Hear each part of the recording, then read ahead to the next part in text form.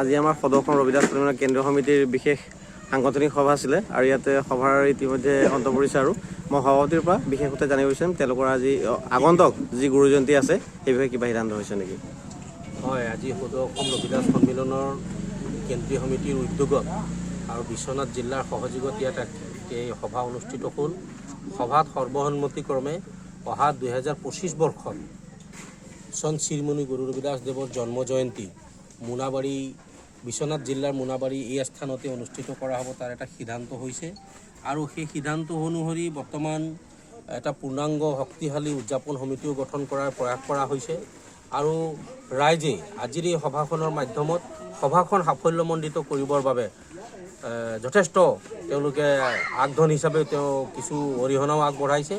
আশা ৰাখিছোঁ সদৌ অসম ৰবিদাস সন্মিলনৰ 2025 বৰ্ষৰ যি গুৰু জয়ন্তী খুব ধুমধামেৰে এই আস্থানতে অনুষ্ঠিত হ'ব।